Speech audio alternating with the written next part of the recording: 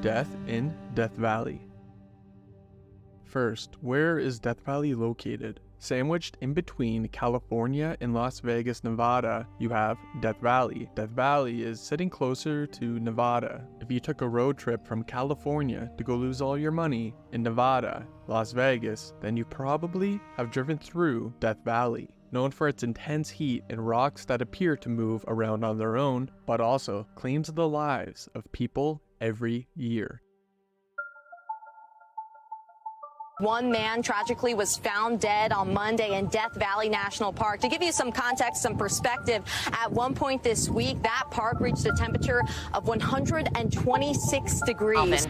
He died doing what he loved, despite the soaring temperatures in Death Valley, hiking in one of the hottest places on Earth. 71-year-old Stephen Curry, who collapsed as temperatures pushed past 120 degrees. A man is dead after officials say he tried to find gas walking through Death Valley National Park. The park rangers say that David Keller's body was found by visitors about 2.5 miles from his car. A park ranger spotted Keller's vehicle in a parking lot last Wednesday. Then when he passed by again on Saturday, he saw that same vehicle still in that lot. Then a crumpled note was found inside that car saying, quote, "out of gas." This is now the second death reported this month, and park officials say that in extreme heat like this, you should wait at your vehicle instead of trying to walk anywhere to get help. In the summer, Death Valley can rise up to temperatures of 120 to 130 degrees, almost breaking its 134 degree record. During the summer, temperatures typically sit just above 70 degrees, usually from April to October. So why exactly would people want to go here? I'd say probably the same reason why people jump out of planes or off cliffs for a rush. People enjoy the shot of adrenaline you get by toying with death. For some people, Death Valley could be a routine hike or mountain bike ride, or tourists visiting the area for, that Instagram shot. But aside from mountain bikers, hikers, and tourists, people are also interested in aliens. Yeah, and moving rocks. People have reported seeing UFOs in the sky. Some even believe the moving rocks is due to aliens. Before this video ends, we will solve the moving rocks mystery.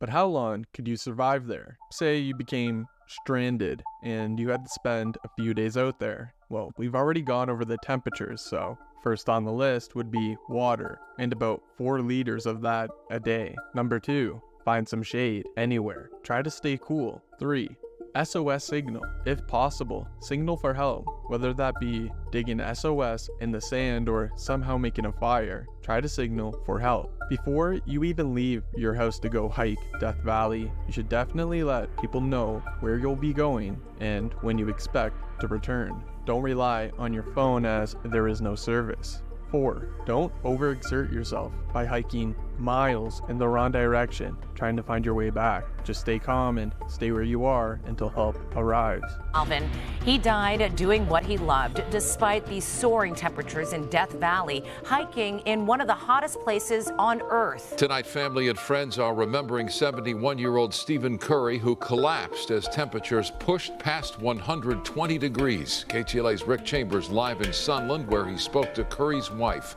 about her husband and his love of the outdoors. Rick? Just recently, a mountain biker died after rescuing 4 hikers in the San Diego desert. Scorching temperatures through the mountains and deserts keep rescue crews busy. After a biker in Carrizo Gorge helped hikers who had no food or water, CAL FIRE crews found him unresponsive about a quarter mile from the trailhead. This was a good Samaritan just trying to help out. And, unfortunately, bad things happen to people out there when it's this hot. The San Diego Mountain Rescue Team suggests planning a trip well within your abilities. A reminder to always be prepared. In a post shared by Los Angeles Times, much of the reason for this is that Death Valley is a long, narrow basin that sinks 282 feet below sea level. The sun-bleached moonscape near the border of Nevada is hemmed in by jagged, rust-colored mountains, which traps hot air and circulates it like a convection oven, end quote. So basically, you're cooking yourself. Death Valley is not immune to climate change. Near record-breaking temperatures are happening almost every day, way more frequently than before. Aside from moving rocks and extreme heat, Death Valley is also home to different animals and species, such as the desert bighorn sheep or packs of coyotes that roam around the what used to be seafloor, along with mountain lions and sidewinder rattlesnakes, a highly venomous snake that crawls to you sideways. Yeah. Aside from this video being a giant red flag saying don't go here, it is a very scenic place and has a lot of traits to it that are interesting, like moving rocks. Geologist Richard Norris and his cousin Jim Norris say they have figured out what's behind the so-called sailing stones phenomenon of Death Valley that has puzzled scientists for decades. A dry lake bed in the valley, known as the Racetrack Playa, has become famous for being dotted with hundreds of stones, some as heavy as 700 pounds, that move across the desert floor and leave long trails behind them. For me, it was this business about, all these funny parallel trails that are clearly there's some sort of common force involved. And it's just one of these sort of geological mysteries that everybody knows about, but we don't know about it. The scientists set up a weather station and put GPS trackers on rocks with cameras around them.